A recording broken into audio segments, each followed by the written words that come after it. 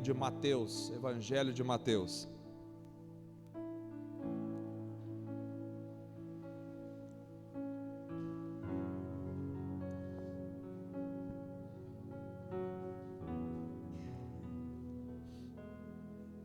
Evangelho de Mateus, capítulo 13.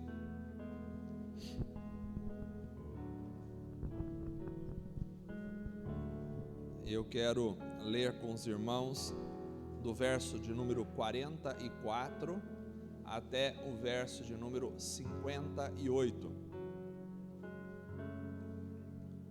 Diz assim a palavra do Senhor: O reino dos céus é como um tesouro escondido num campo. Certo homem, tendo encontrado, escondeu de novo, e então, cheio de alegria, foi, vendeu tudo o que tinha e comprou aquele campo. O reino dos céus também é como um negociante que procura pérolas preciosas. E encontrando uma pérola de grande valor, foi, vendeu tudo o que tinha e a comprou. O reino dos céus é ainda como uma rede que é lançada ao mar e apanha toda sorte de peixes. Quando está cheia, os pescadores a puxam para a praia.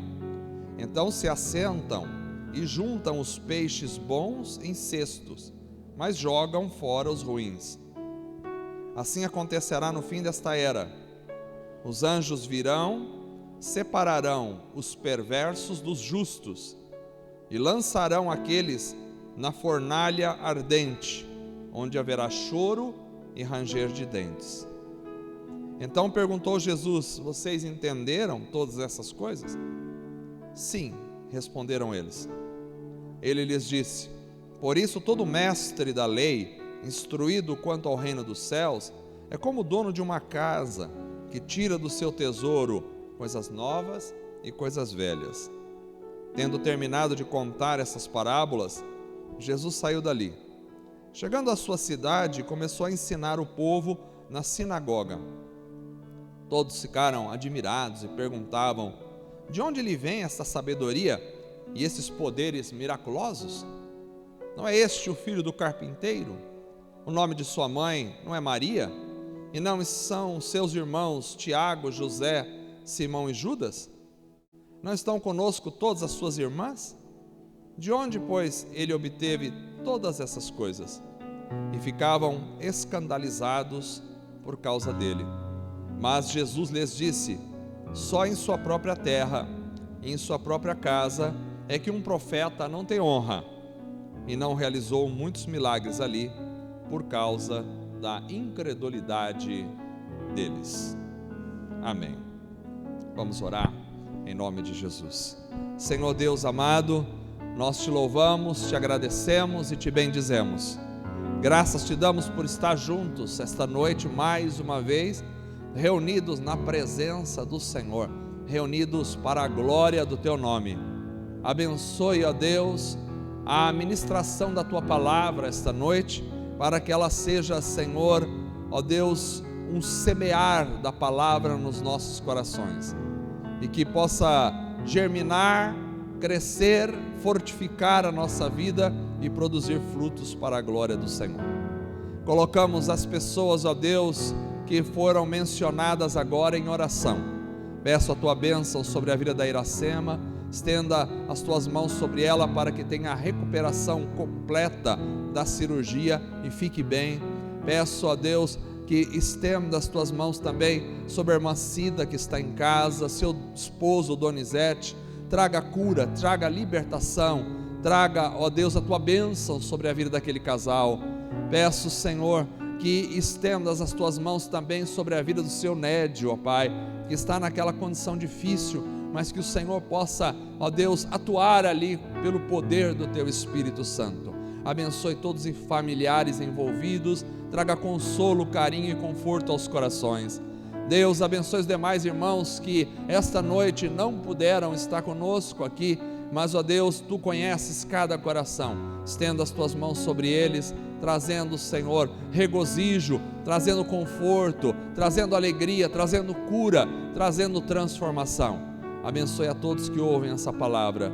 que tudo seja para a glória, honra e louvor do seu nome somente, em nome de Jesus, amém. Glória a Deus. Muito bem.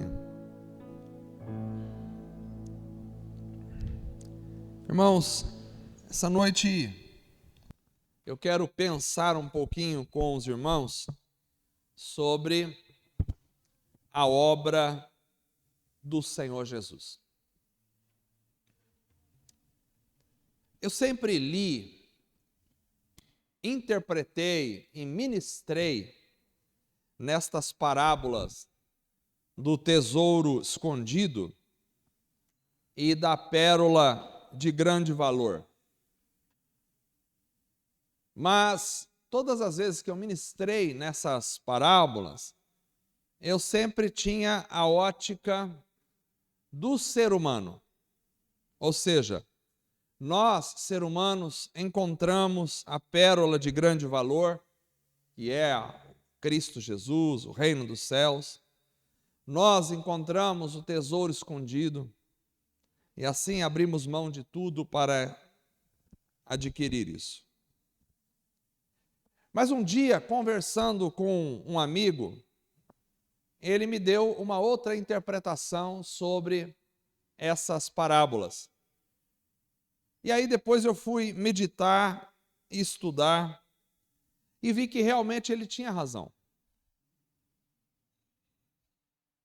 Não é bem esta interpretação que eu sempre ministrei, que é das parábolas, mas tem uma interpretação que eu acredito que é mais fiel e mais correta ao que o Senhor Jesus quis dizer. Porque aqui nós temos Jesus falando que o reino dos céus é como um tesouro escondido num campo. Certo homem, tendo encontrado, escondeu de novo, e então, cheio de alegria, foi e vendeu tudo o que tinha e comprou aquele campo. E ainda o reino dos céus também é como um negociante que procura pérolas preciosas. E encontrando uma pérola de grande valor, ele foi, vendeu tudo o que tinha e a comprou. Na realidade, quem é que encontra a pérola de grande valor? Quem é que encontra um tesouro escondido? Quem é que foi, vendeu tudo o que tinha e o comprou? Quem é que, ao encontrar uma pérola, se desfaz de tudo que tem para adquiri-la? Me parece que é o próprio Senhor. É Ele que encontrou um tesouro escondido no campo, que é a humanidade. Escondeu de novo, e então, cheio de alegria, foi, vendeu tudo o que tinha e comprou aquele campo. Me parece que é o Senhor que se apresenta como aqui um negociante de pérolas preciosas e que encontrou a pérola de grande valor, a humanidade, eu e você, e que foi, vendeu tudo o que tinha e a comprou. Porque foi Cristo que deixou tudo o que tinha, que ao encontrar o tesouro, a pérola, se desfaz de tudo o que tem para nos adquirir. E isto pode ser comprovado quando você analisa as parábolas antecedentes, que vêm no mesmo capítulo de Mateus, Mateus 13, onde está a parábola do tesouro escondido e da pérola de grande valor. Porque ele vem numa sequência, e ele fala do semeador que saiu a semear, e o semeador é o Senhor Jesus, que saiu a semear. Depois ele fala daquele homem que semeou o trigo, e depois veio Satanás e semeou o joio. O semeador do trigo é o Senhor. Ele é o agente principal desta reunião de parábolas.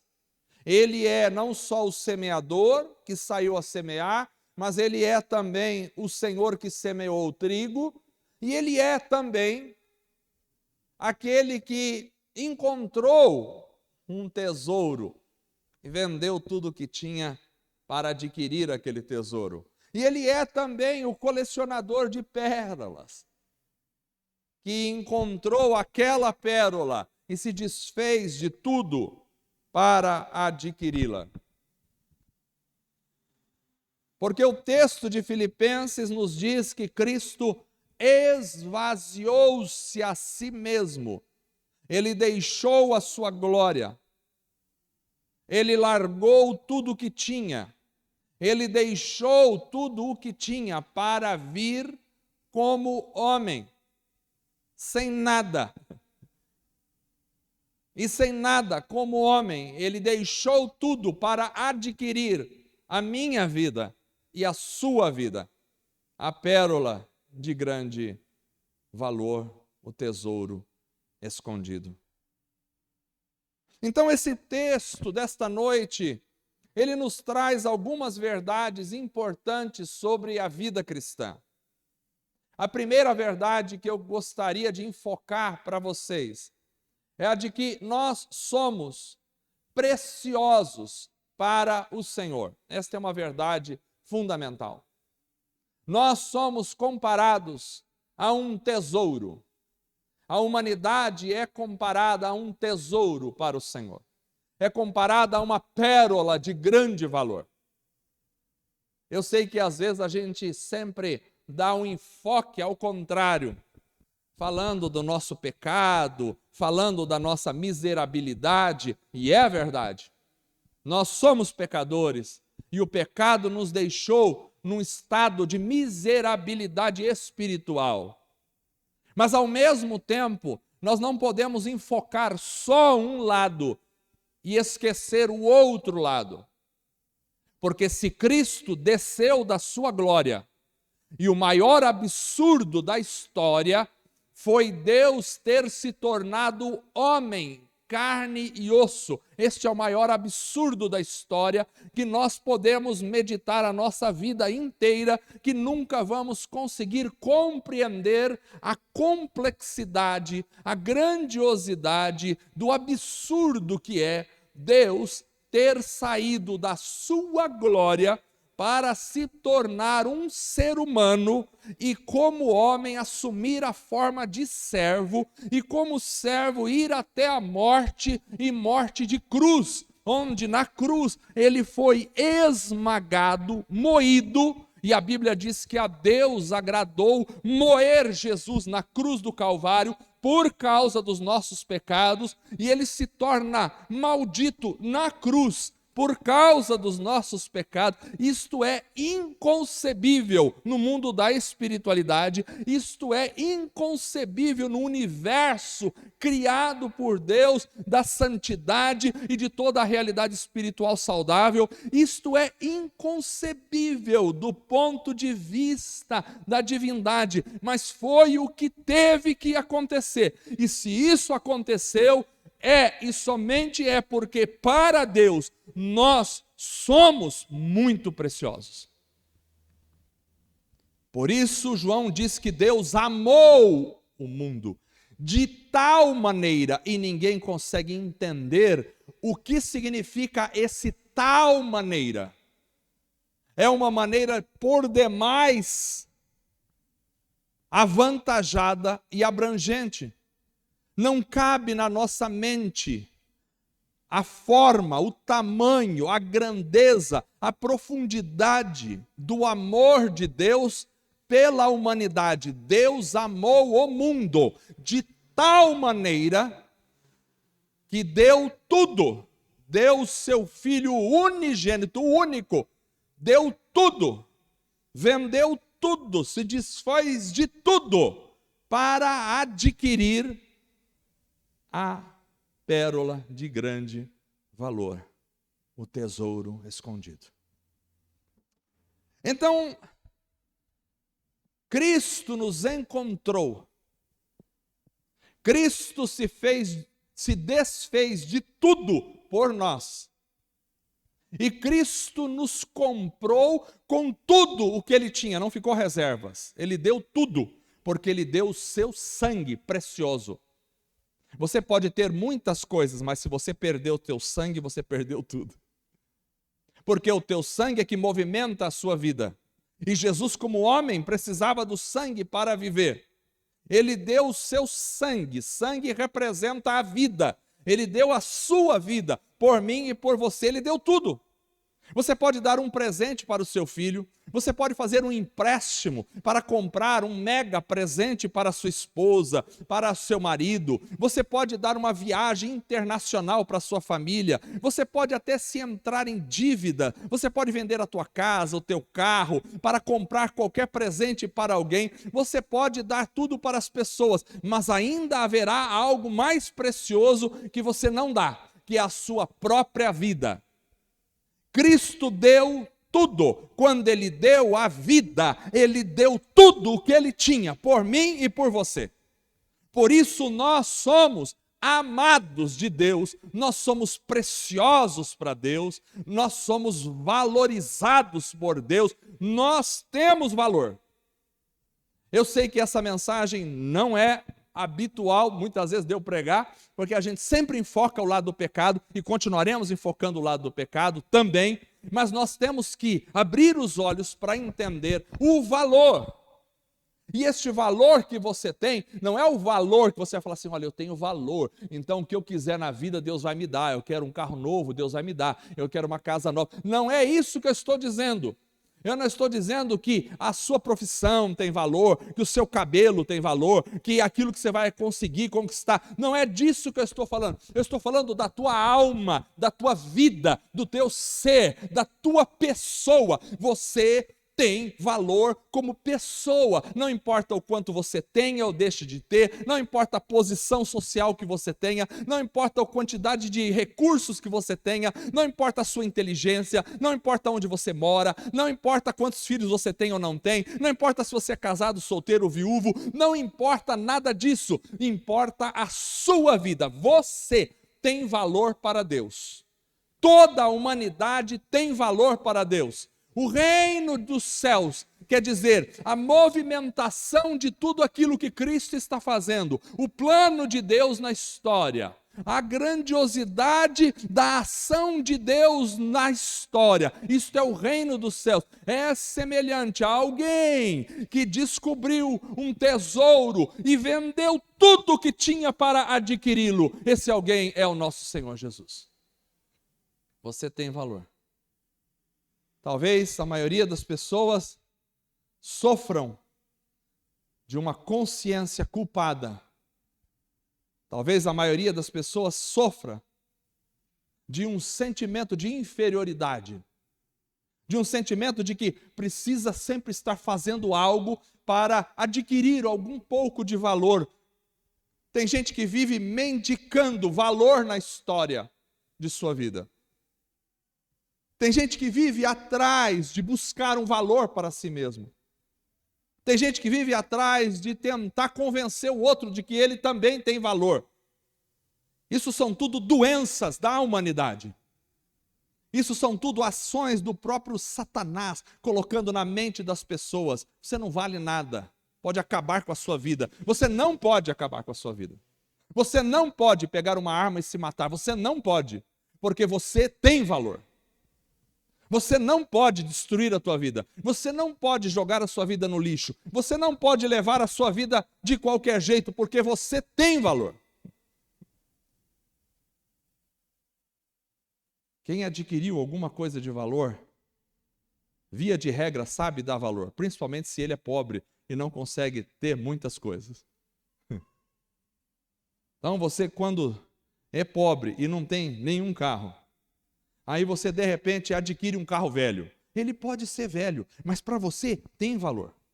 E de alguma forma você não fala assim, adquiri, é velho mesmo, vamos deixar quebrar. Bateu, tá tudo bem, quebrou, vamos deixar, abriu a porta, vamos deixar aberta essa noite, não tem problema não, deixa que entre algum animal aí, suja o carro. A gente guarda porque tem valor. Aí você consegue comprar um carro novo, como é que você faz? Carro novo, a gente fica olhando toda hora, será que riscou ali? Por quê? Porque tem valor. Você sabe que custou caro e você dá valor àquilo. Você não pega um carro novo e assim, vamos deixar jogar. Se alguém jogar uma pedra, que jogue. Vamos deixar as crianças brincar de bola em cima do carro, subir. A gente não vai fazer isso. Por quê? Porque você sabe que tem valor. E você cuida daquilo que tem valor para você, porque você sabe que custou bastante para você conseguir comprar aquilo de alguma forma. Então você valoriza. Assim é o ser humano. O ser humano tem valor para Deus e o ser humano não tem direito de destruir a própria vida, porque a sua vida é uma pérola de grande valor, a qual Cristo deu tudo para comprá-la. Então você não pode destruí-la. Pelo contrário, muito mais do que cuidar do seu carro, você precisa cuidar da tua vida, da tua alma, do teu ser como um todo.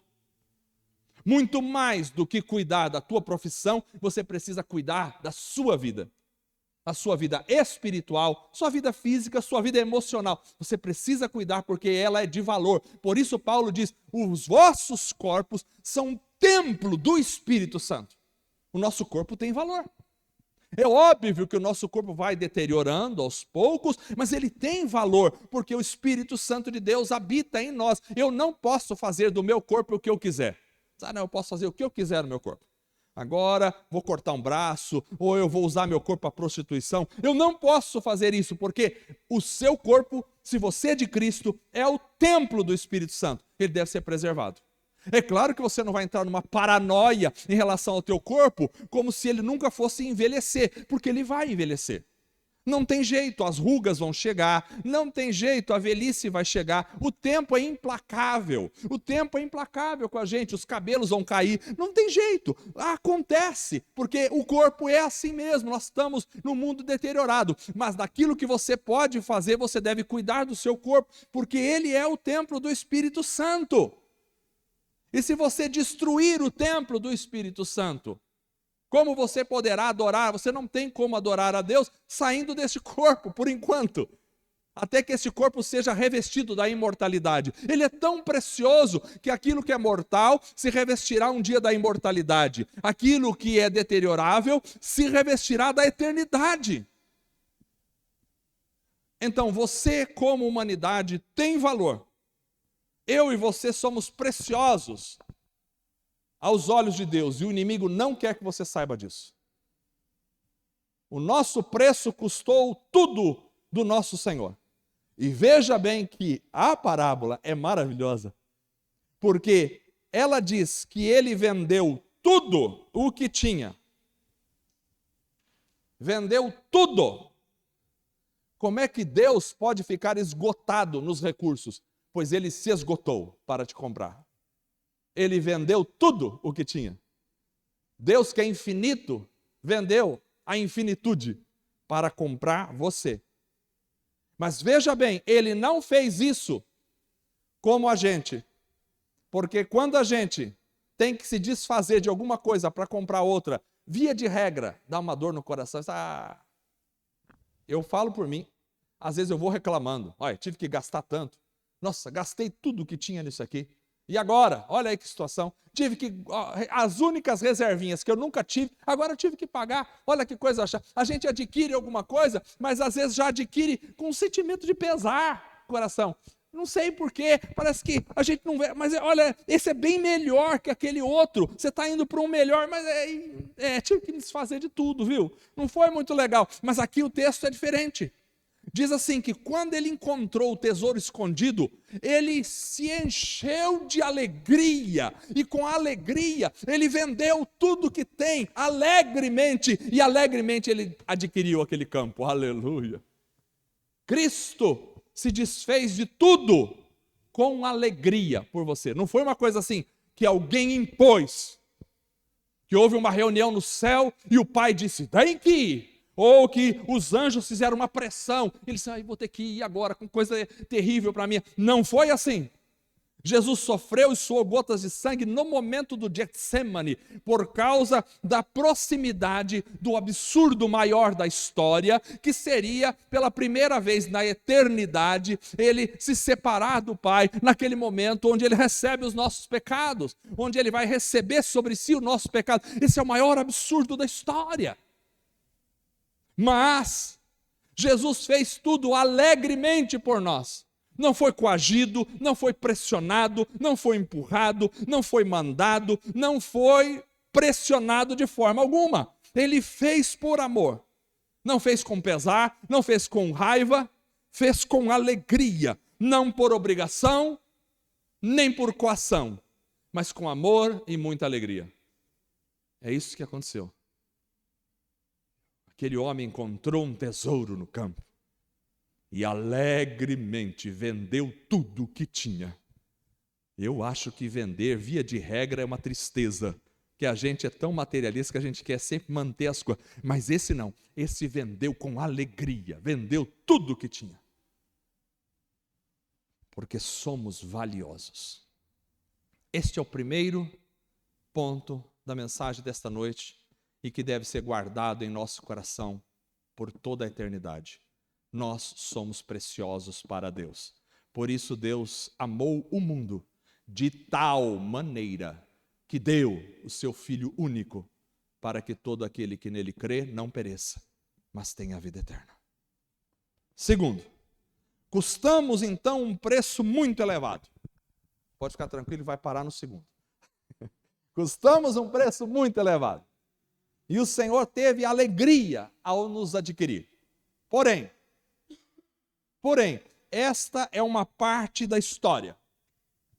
A alegria, o encontro, o desejo, a vontade, o comprar, o adquirir. Essa é uma parte da história. Mas aí vem o outro lado da moeda. Vem a outra parte da história. E essa outra parte da história está a partir do verso de número 47 que nós lemos. Quando ele vai dizer também, o reino dos céus. Além do reino dos céus ser semelhante a um homem que encontrou um tesouro, escondeu, vendeu tudo o que tinha, comprou o campo feliz. Além do reino dos céus ser semelhante a um negociante de pérolas que encontrou uma pérola tão valiosa que vendeu tudo para comprar aquela pérola. Além disso, o reino dos céus é ainda como uma rede. O ainda é importante. É ainda como uma rede que é lançada ao mar e apanha toda sorte de peixes. E quando está cheia, os pescadores a puxam para a praia, então se assentam e juntam os peixes bons em um cesto, mas jogam fora os ruins. E ele conclui dizendo: assim acontecerá no fim desta era. Os anjos virão, separarão os perversos dos justos e lançarão aqueles, os perversos, na fornalha ardente, onde haverá choro e ranger de dentes. É certo que somos preciosos e muito preciosos para Deus. É certo que o nosso Cristo maravilhoso nos encontrou, com muita alegria foi, vendeu tudo o que tinha para nos comprar e com muita alegria nos adquiriu. É certo. Mas também é certo e importante lembrar que, embora o preço foi pago pela humanidade, nem todos vão ser resgatados de fato. Porque a rede também é lançada ao mar. A iniciativa de lançar a rede é do Senhor. A rede é lançada ao mar, só que vem junto dela toda espécie de peixes. Então se assentam e juntam os peixes bons em cestos e jogam fora os ruins. Assim acontecerá quando os anjos vão vir no final desta era, da era que nós estamos vivendo, e vão, de alguma forma, separar os perversos dos justos e vão lançar os perversos na fornalha ardente, onde haverá choro e ranger de dentes. polêmico hoje em dia falar nisso, mas polêmico. Eu gravei um podcast, e no podcast eu falava sobre o inferno. E aí nós fizemos uns cortes e jogamos no TikTok, e aí começaram os comentários. Algumas pessoas aplaudiram, mas algumas acharam um absurdo falar sobre inferno. Como pode, em pleno século 21, alguém falando sobre o inferno? Tá doido? Alguém que parece inteligente falando uma coisa dessa, e começaram os comentários.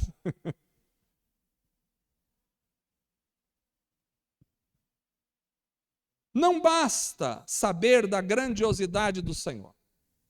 Não basta saber da grandeza da obra de Cristo. Não basta saber do seu despojamento, do seu alto sacrifício, do preço que foi pago. Eu preciso ser apresentado na rede como um peixe bom, porque haverá uma separação entre bons e ruins. Uns irão para o cesto, que é o céu ou a presença eterna de Deus, mas outros serão lançados fora. Haverá uma separação entre justos e perversos, e os perversos serão jogados na fornalha ardente, onde haverá choro e ranger de dentes. Vejam, irmãos, isso é muito sério. Vivemos em dias em que não se aceita mais o discurso que fala sobre o inferno. Daqui a pouco haverá, talvez, proibições. Espero que isso não chegue, mas poderá haver proibições judiciais até de se falar sobre o inferno, porque pode ser caracterizado como discurso de ódio. Nós gravamos outro podcast sobre discurso de ódio, que vai ao ar aí provavelmente essa semana. Espero que você escute, que nós vamos falar sobre isso. Mas Jesus hoje é apresentado como um Deus de amor. Mas um Deus de amor que não admite o inferno. Porém, irmãos, nós não podemos nos deixar enganar, porque foi Jesus mesmo quem disse esta parábola. Foi o próprio Jesus que disse que naquele dia alguns serão lançados na fornalha de fogo ardente, onde haverá choro e ranger de dentes.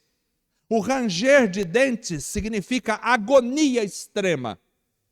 Quando alguém está em agonia extrema, range os dentes, morde os lábios.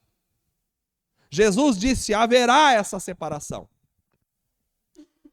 E só no capítulo 13 de Mateus que nós lemos, Jesus já tinha mencionado em outra parábola, a parábola do joio e do trigo, já tinha mencionado o personagem diabo, Satanás, o maligno, o inimigo.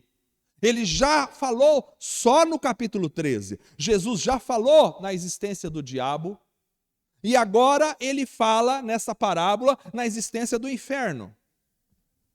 Ou seja, Jesus é o Deus do amor verdadeiro, mas também é o Deus da santidade e da justiça. E a santidade e a justiça estão intrinsecamente ligadas ao amor. A nossa sociedade de hoje não aceita isso.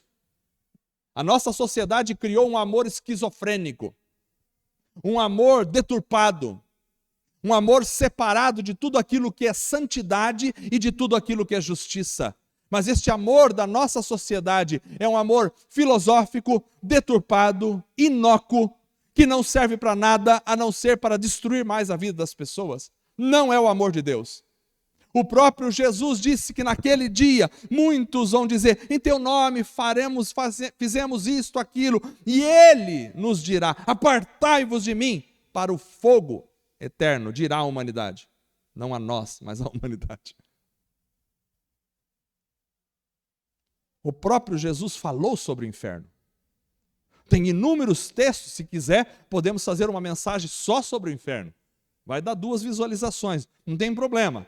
Mas tem inúmeros textos na Bíblia onde o inferno é chamado de Hades, onde o inferno é chamado de Tártaros, onde o inferno é chamado de Abssos, tudo no grego. São palavras que são utilizadas para o inferno e lago de fogo e enxofre. E as expressões no inferno são sempre de choro, de lamento e de ranger de dentes, de agonia. Então, Jesus é o Deus de amor, mas é o Deus de amor verdadeiro, que é o amor ligado à santidade e à justiça. Então, isso deve produzir em nós algumas realidades maravilhosas. Primeiro, o sentimento de gratidão infinita deve estar no nosso coração. Se é uma coisa que nós cristãos precisamos vigiar e sempre aplicar na nossa vida, é o sentimento de gratidão infinita, porque nós, sem merecer, somos amados, somos comprados por um preço muito alto, porque Cristo nos dá valor, e Ele diz que nós somos a pérola de grande valor. Nós somos o tesouro escondido. Isso deve trazer para nós um sentimento de gratidão infinita. Deve gerar em nós um sentimento de profunda alegria e gratidão, porque você foi comprado com tudo aquilo que Deus tinha. Ele se Vocês estão entendendo? Presta atenção. Vocês estão entendendo isso? Eu tenho que falar outra vez. Jesus, Deus ficou vazio. Como é que pode acontecer isso? Não dá para entender. Não dá para entender como Deus que contempla toda a realidade maravilhosa de tudo aquilo que existe, que é o Senhor, o dono do céu e da terra, o Criador de tudo aquilo que existe, o Deus poderoso que com uma palavra criou o universo, o Deus maravilhoso que faz todas as coisas, que é Senhor de tudo e de todos, o Deus que nunca teve começo e nunca terá fim, que sempre existiu, o Deus grandioso, o qual nem mesmo Moisés podia olhar o rosto dele, porque senão morreria imediatamente, o Deus poderoso que pode todas as coisas, que é Senhor, que é dono do ouro, da prata e de tudo aquilo que existe, aquele Deus que diz a terra é o estrado dos meus pés, aquele Deus que diz assim, ele segura os mares, os oceanos na concha de suas mãos, o Deus que conhece todas as trilhões de estrelas e conhece e chama elas pelo nome, o Deus todo-poderoso, de repente ficou vazio. Por mim e por você. Nós somos valorosos para Deus. E esse valor a gente nem sabe a dimensão dele. Por isso, nós só temos que ter um espírito de gratidão e de alegria todos os dias da nossa vida. Sabe o que acontece com a gente às vezes? A gente às vezes deixa a alegria de lado por causa de misérias. A gente fica triste por causa de um negócio que não deu certo em casa. A gente chora porque um bolo não saiu do jeito que a gente queria. A gente reclama porque a comida não está no sabor que sempre teve. A gente fica com raiva porque subiu alguns centavos lá, alguns reais o litro da gasolina e a gente sai reclamando e chorando pela vida. A gente fica com raiva pelas coisas menores que acontecem na nossa vida. Nós temos que ter um sentimento de gratidão e alegria infinita na presença do Senhor. Porque tudo que Deus tinha, Ele deu por mim e por você. Mas não só isso. Não só esse sentimento de gratidão deve ser gerado no nosso coração. Mas junto com ele, deve se gerar em nós um sentimento também de santidade. Uma atitude de temor e santidade. Porque vejam, irmãos, que ao mesmo tempo em que o Senhor nos fala sobre o tesouro escondido e sobre a pérola de grande valor, Ele também nos fala sobre peixes bons e peixes ruins. E isso deve levar ao temor de andar em santidade, de entendermos que a nossa condição terrena interessa sim ao Senhor. Porque não é qualquer peixe que vai ser levado ao cesto. Não é. Tem peixe que vai ser jogado fora. E diga-se de passagem, quando Jesus disse que porta larga e espaçoso é o caminho que leva à perdição, e muitos são os que entram por ele, e estreita é a porta e apertado o caminho que leva à vida, e poucos são que o encontram, eu penso que a maioria dos peixes será jogada fora. No reino do céu só entram os peixes que foram transformados pelo poder do Senhor, que foram santificados por Jesus.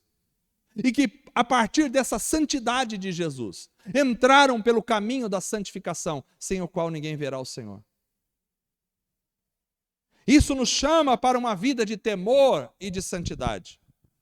Porque se por um lado temos a alegria e a gratidão, por outro lado temos junto com a alegria e a gratidão o temor e a santificação. E é muito interessante porque eu fiz propositalmente a continuação da leitura, porque na sequência da leitura nós vimos que Jesus vai para a sua cidade e começa a ensinar lá na cidade dele, começa a ensinar na sinagoga. E as pessoas começam a ficar admiradas. E aí começam a perguntar, de onde lhe vem essa sabedoria, esses poderes miraculosos? Não é este o filho do carpinteiro? O nome da sua mãe não é Maria? Não são seus irmãos Tiago, José, Simão, Judas? Não estão conosco as suas irmãs? De onde vem essa sabedoria para ele? E aí diz o texto, eles ficavam escandalizados por causa dele. É absurdo. Escandalizavam-se em Jesus. Ficavam escandalizados. Mas Jesus lhes disse, só em sua própria terra e em sua própria casa é que um profeta não tem honra. E o texto, tristemente, acaba dizendo assim, e não realizou muitos milagres ali, por causa do quê? Da incredulidade deles. Jesus não realizou muitos milagres porque eles eram incrédulos. Então, se em alguns lugares houve espaço para Jesus realizar milagres, ali na sua própria cidade não houve espaço. E ele não realizou. Se alguns viram as obras de Cristo e se alegraram, outros viram as mesmas obras e se escandalizaram. Temos peixes bons e temos peixes ruins. Isso mostra que nós somos, sim, responsáveis pela recepção das obras do Senhor na nossa vida. Isso mostra que o Senhor quer fazer obras, mas depende também da nossa abertura, do nosso desejo e do nosso coração. Apreciar e admirar as obras do Senhor não significa dar lugar para arrependimento e mudança na nossa vida. Aqui diz que eles apreciavam, se maravilhavam, mas também fecharam o coração e se escandalizaram. E aí eu me lembrei de um outro texto que eu estava lendo hoje, em Mateus capítulo 11, verso 21 até o verso 24, onde o Senhor vai dizer, ai de você, Corazim, ai de você, Betsaida, porque se os milagres que foram realizados entre vocês tivessem sido realizados em Tiro e Sidão, há muito tempo elas se teriam arrependido, vestindo roupas de saco e cobrindo-se de cinza. Mas eu lhes afirmo que no dia do juízo haverá menos rigor para Tiro e Sidom do que para vocês. Haverá rigor diferente no juízo, dependendo daquilo que você recebeu ou não. E você, Cafarnaum, cidade do Senhor, será levado até o céu? Não. Você descerá até o Hades, até o inferno. Você descerá até o Hades. Se os milagres que em você foram realizados tivessem sido realizados em Sodoma, ela teria permanecido até hoje. Mas eu lhes afirmo que no dia do juízo haverá menor rigor para Sodoma do que para você. Por quê? Porque Sodoma não teve a oportunidade de ver Jesus realizando milagres. Estão condenados, mas haverá menor rigor. Porém, para Cafarnaum, condenação com maior rigor. Ou seja, não houve espaço para arrependimento nessas cidades. A obra do Senhor é feita, mas o espaço para o arrependimento é dado em cada coração. Então, esse texto nos ensina a nossa responsabilidade também. Porque ele fala da rede dos peixes maus e ruins e bons, e depois já vai para a sua própria cidade, e ali ele faz uma comparação. O texto faz uma comparação quando diz, ali não realizou muitos milagres por causa da incredulidade deles. Quer dizer que em outros lugares, realizou muitos milagres, porque o povo não era tão incrédulo.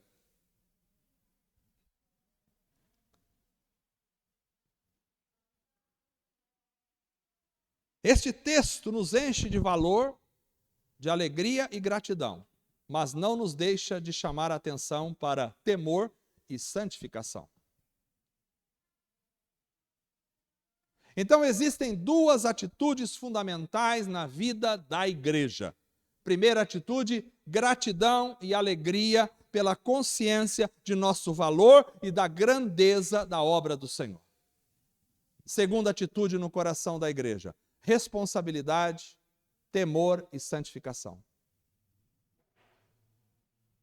Se por um lado foste comprado com alto preço, por outro lado, a mesma rede que puxa peixes ruins, também puxa peixes bons. E aquela que puxa peixes bons, também puxa peixes ruins. Que Deus abençoe o coração de vocês em nome de Jesus. Vamos ficar em pé e orar ao Senhor.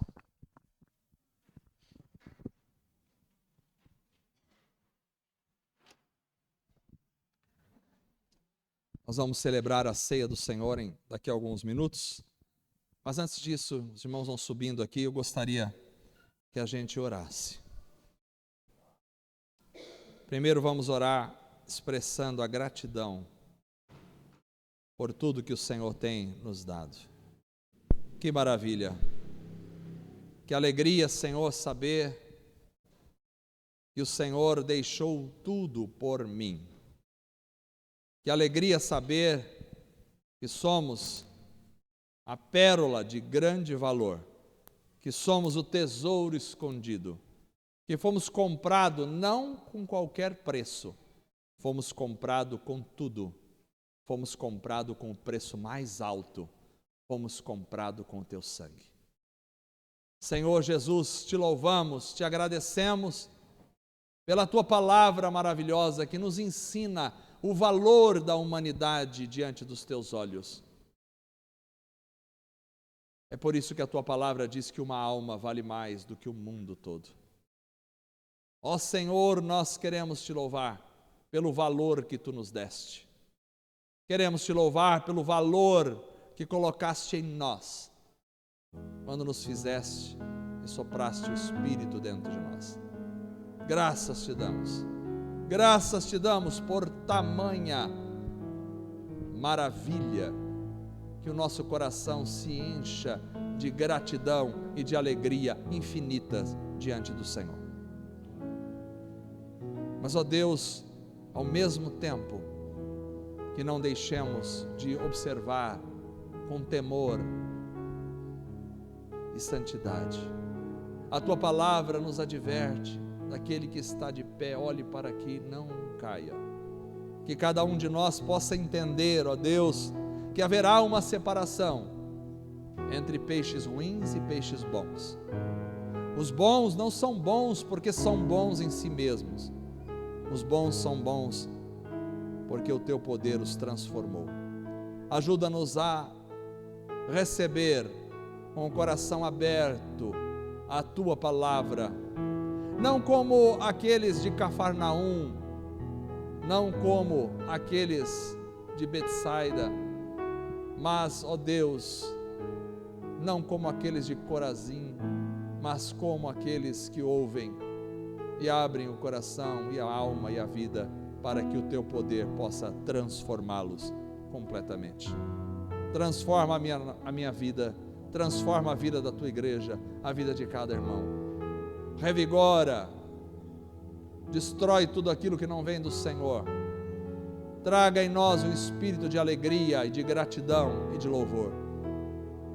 Traga em nós um espírito de temor, de santidade, que cada um de nós possamos viver para a glória, para a honra e para o louvor do teu nome somente. Em nome de Jesus. Amém. Vamos cantar.